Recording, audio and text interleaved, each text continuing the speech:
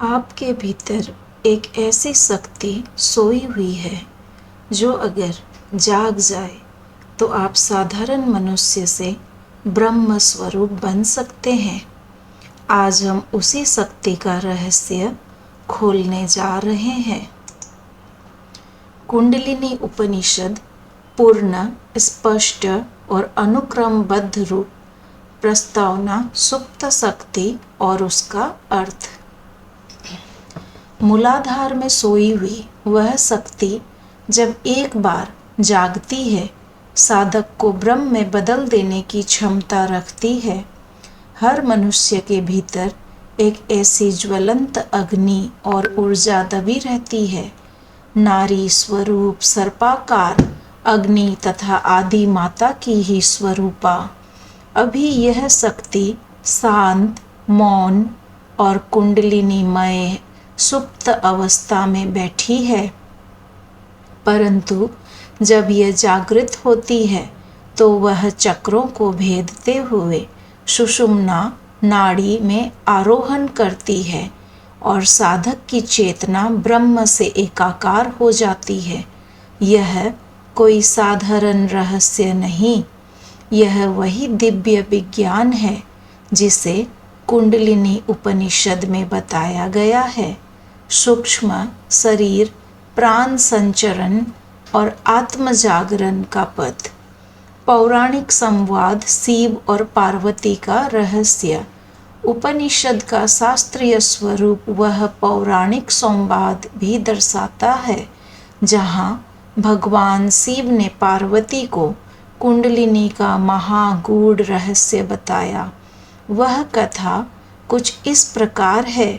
एक अत्यंत सात्विक युग था। हिमालय के शांत गोद में आदि योगी भगवान शंकर ध्यान मग्न थे। तभी देवी पार्वती स्वभाव से शक्ति स्वरूपा उन्हीं के समक्ष आई और पूछा, नाथ, वह कौन सा रहस्य है जो आत्मा को ब्रह्म से जोड़ता है? कौन सी शक्ति इस नश्वर देह में रहते हुए अमृत तत्व का स्पर्श करा देती है? शिव के मौन और मुस्कान में गूढ़ता थी। फिर वे बोले, यह रहस्य शास्त्रों में सीधे सीधे नहीं कहा गया, यह कंठस्थ शब्दों से अधिक अनुभूति प्रधान सत्य है। फिर शिव ने पार्वती को बताया कि वह शक्ति तुम्हारे ही भीतर है, वह तुम ही हो। यही कुंडलिनी है। कुंडलिनी स्वरूप, औचित्य और उद्देश्य। हर प्राणी के मूलाधार चक्र में एक सर्पिणी सा सर्पाकार शक्ति सुप्त है। जीवन का मूल बीज, इसका स्वरूप अग्नि सम है, पर वह ब्रह्म अग्नि नहीं, चेतना की आंतरिक अग्नि है जो अज्ञान को भस्म करती है।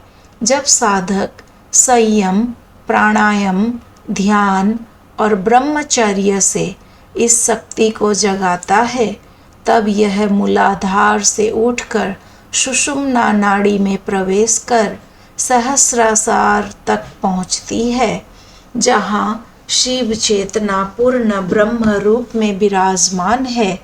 यही जागरण साधक को ब्रह्म में विलीन कर देता है।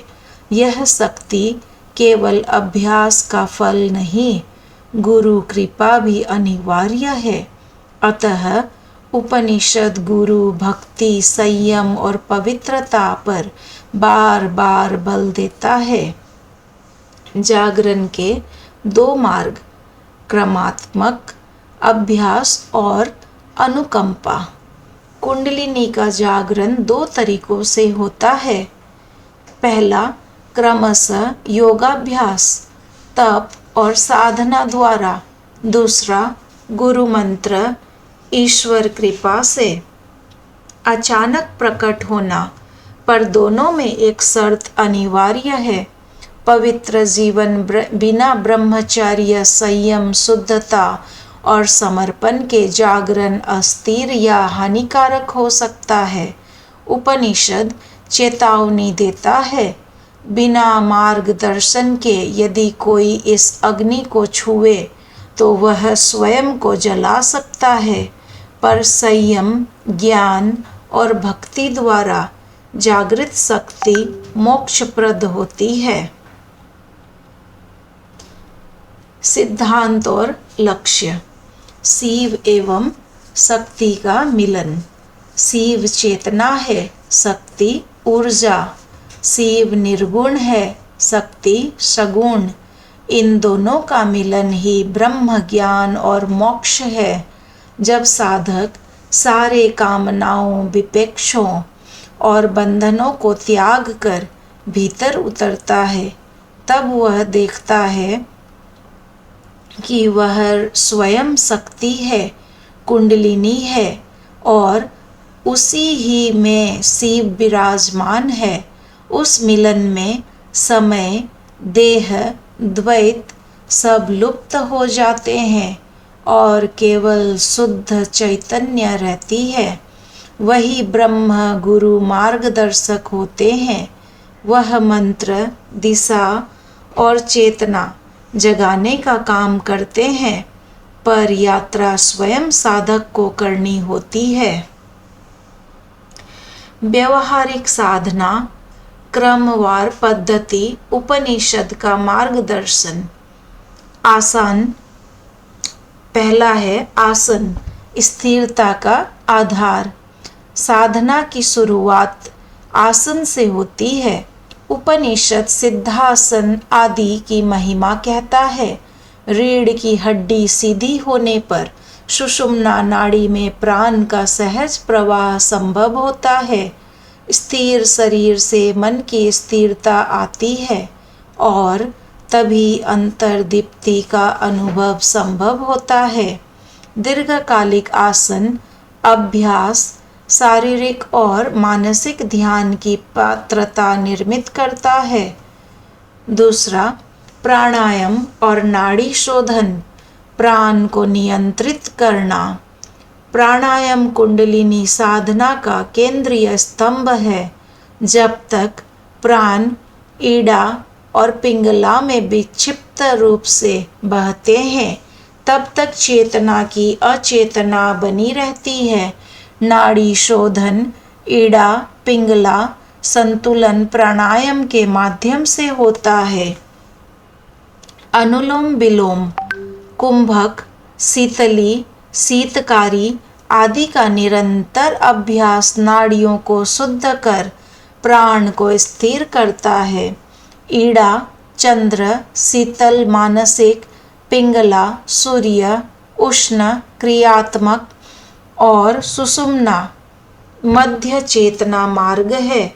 नाड़ी शोधन से ईड़ा व पिंगला की विक्षिप्तता शांत होती है।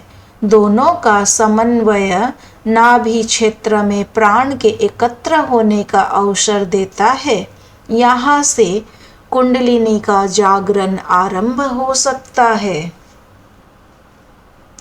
तीसरा, बंध।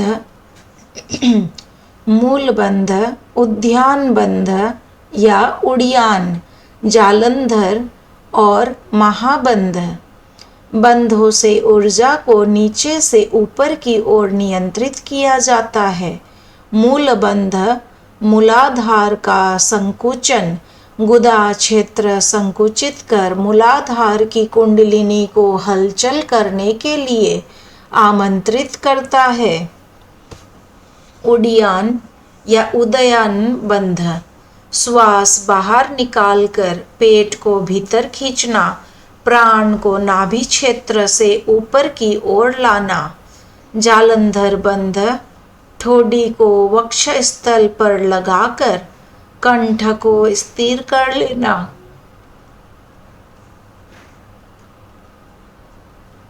ऊर्जा को सहस्रार की दिशा में स्थिर करने का साधन। इन तीनों के समायोजन से महाबंध की स्थिति बनती है, जो महाजागरण के आरंभ का कारण बनती है। बंध ऊर्जा की भीतरी यात्रा को तेज करते हैं। केवल शारीरिक मुद्रा नहीं है। चौथा, ध्यान धारणा और चक्र आराधना। जब मन चंचल न रहे तब ही सहजता से कुंडलिनी मार्ग संभव है। उपनिषद ध्यान की शुरुआत आज्ञा चक्र से करने का सुझाव देता है। भौतिक भ्रू मध्य के बीच स्थित ध्यान कोई विचार व्यायाम नहीं, यह उस मौन की स्थिति है जिसमें साधक स्वयं को भूलकर भीतर सोई शक्ति पर केंद्रित होता है। चक्रों पर ध्यान क्रमशः मूलाधार, स्थिरता, अस्तित्व की जड़ता, यहाँ से आरंभ, स्वाधिष्ठान, भावनात्मक ऊर्जा, काम, अक्रामकता का शोधन, मणिपूरक, अग्नि तत्व, इच्छा शक्ति, तप और आत्मबल, अनाहत, हृदय, प्रेम, करुणा, भक्ति का केंद्र, विशुद्ध वाणी, वाणी का शुद्धिकरण, अमृत वाणी, आज्ञा, अंतरचक्षु, विवेक व अंतर्ज्ञान, सहस्रासार, ब्रह्मरंध्र, ब्रह्मानंद व समाधि।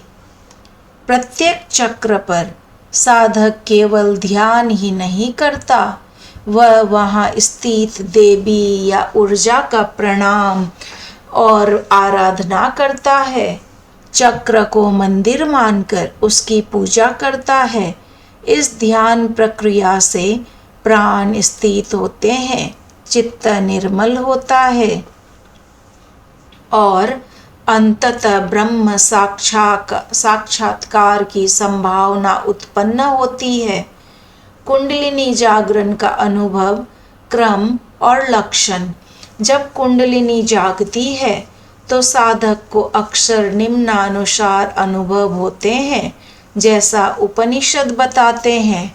नाभि क्षेत्र पर प्राण अपान का संगम और वहाँ यौगिक अग्नि का उद्भव। रीढ़ में तीव्र कंपन, दिव्य नाद, अनाहत नाद, शरीर के रोम रोम में चेतना का प्रसार।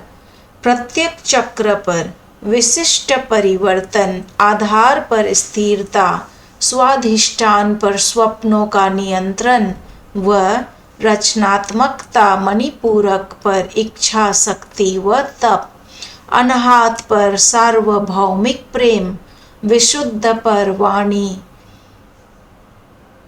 का परिवर्तन, आज्ञा पर अंतर्दृष्टि और सहस्रासार पर ब्रह्मानंद तथा समाधि। आंतरिक ध्वनियाँ, दिव्य रस, शुद्ध आनंद, शब्दों में वर्णन, असंभव अनुभूति, रोग, भय और मृत्यु के अर्थों में परिवर्तन। मृत्यु का भय घटता है क्योंकि आत्मा अजरता का अनुभव होता है। मन, बुद्धि और इंद्रियां साधक के सेवक बन जाती है। वे अब साधक के मार्ग में बाधक नहीं रह जाती। उपनिषद यह भी कहता है कि कुंडलिनी के जागरण के पश्चात साधक का जीवन केवल निजी मुक्ति नहीं देता, परंतु उसका संपूर्ण जीवन योग हित में परिवर्तनकारी शक्ति बन जाता है। उसके स्पर्श, ध्यान और उपस्थिति से समाज में कल्याण होता है।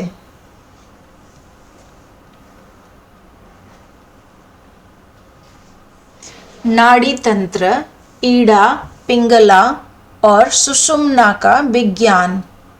नाड़ियाँ केवल शारीरिक नसें नहीं, वे चेतना और आत्म ऊर्जा के मार्ग हैं। ईड़ा, बाएं चंद्र स्वरूपा, शीतल मन प्रधान, भावनात्मक शुद्धि और शांति। ध्यान में ईड़ा का प्रभाव भावनात्मक परिपक्वता और करुणा को बढ़ाता है। पिंगला दाएं सूर्य स्वरूपा, उष्ण क्रियात्मक, प्राण प्रधान तप संकल्प और सक्रियता का स्रोत। सुषुम्ना मध्य चेतना मार्ग, न तो सिर्फ मन की न सिर्फ प्राण की, यह चेतना की निस्सीम सीढ़ी है जिसका सक्रिय होना कुंडलिनी के लिए आवश्यक है। इन तीनों का समन्वय स्वर योग ही समाधि के द्वारा खोलता है। जब चंद्र और सूर्य समान रूप से संतुलित होते हैं तभी सुषुम्ना खुलती है और ब्रह्म चेतना का उदय संभव होता है। नाड़ियों का विज्ञान श्वास की गति से जुड़ा है, इसलिए प्राणायाम और नाड़ी शोधन बेहद महत्वपूर्ण है। साक्षात्कार, मोक्ष और चेतावनी। जब कुंडलिनी सहस्रार में प्रवेश कर शिव से मिलती है तब साधक का अहम लुप्त हो जाता है। शरीर, मन और अहंकार की सीमाएं भूलकर केवल ब्रह्म चेतना शेष रह जाती है। यह समाधि और मोक्ष है। उपनिषद जोर देता है कि यह अनुभव ग्रंथों से नहीं, प्रत्यक्ष अनुभव साधना से ही आता है। पर एक स्पष्ट चेतावनी भी बार बार दी जाती है। बिना गुरु के अथवा बिना संयम व शुद्धता के इस शक्ति को जगाना खतरनाक हो सकता है। मानसिक, शारीरिक और आध्यात्मिक संकट संभव है। इसे विद्युत के तंतु के समान समझो। अनजाने में स्पर्श से हानियां हो सकती है, अतः गुरु की शरण व सही विधि और भक्ति अनिवार्य है। योगाग्नि, तपाग्नि, तंत्र और योग का समन्वय। उपनिषद योग को केवल शारीरिक अभ्यास नहीं मानता, यह आंतरिक अग्नि योगाग्नि है जो इंद्रियों के बंधन को तोड़ती है और आत्मा को मुक्त करती है। तंत्र वह प्रयोगात्मक विज्ञान है जो शक्ति को आत्म उद्घाटन की दिशा देता है। तंत्र और योग का मेल आवश्यक है क्योंकि शिव बिना शक्ति के शून्य है और शक्ति बिना शिव के अंधी। उनका मिलन ही पूर्ण है। यही कुंडलिनी जागरण का तात्पर्य है। जागरण के फल, व्यक्तिगत और सार्वभौम लाभ। कुंडलिनी के जागने से साधक न केवल व्यक्तिगत मुक्ति पाता है बल्कि उसकी उपस्थिति समग्र जगत के कल्याण का कारण बनती है। ऐसे साधक का जीवन एक जीवित उपनिषद बन जाता है। उसकी वाणी, मौन, स्पर्श, दृष्टि सभी में शुद्धता और उपचारात्मक प्रभाव होता है। पर इस राह पर चलना सरल नहीं। तपस्या, संयम और गुरु शरण का मार्ग कठिन पर दिव्य है। कष्ट, पीड़ा और आंसू भी साध्य के रूप में आते हैं, पर वे भी आंतरिक परिष्कार और परमात्मा के निकटता के साधन बन जाते हैं। उपसंहार, आत्मा भीतर है। जागो और अनुभव करो। कुंडलिनी उपनिषद का अंतिम संदेश यही है। मोक्ष और परमात्मा की खोज बाहर नहीं, भीतर है। जो अपनी सुप्त शक्ति को जानता है और सही साधना से जगाता है, वही साक्षात ब्रह्म का अनुभव कराता है। इस मार्ग में गुरु की कृपा, शुद्ध जीवन, नित्य साधना और पूर्ण समर्पण अनिवार्य है। जब शक्ति जागकर सहस्रसार में शिव से मिलती है, तब साधक स्वयं ब्रह्म स्वरूप बन जाता है। शाश्वत, निर्विकार और अनंत आनंद का स्थान उपनिषद हमें न केवल ज्ञान देता है, बल्कि एक जीवित अनुभव की राह दिखाता है, उस आंतरिक अग्नि की जिसे जगाकर हम अपने ही भीतर ब्रह्म की ज्योति देख सकते हैं। याद रखिए, कुंडलिनी बाहर नहीं है, वो किसी पुस्तक में नहीं है, वह आपके ही भीतर सोई हुई देवी है। आपका काम उसे जगाना नहीं, अपने आप को तैयार करना है ताकि वह स्वयं जाग उठे। जय श्री कृष्णा, जय श्री कृष्णा, जय श्री कृष्णा।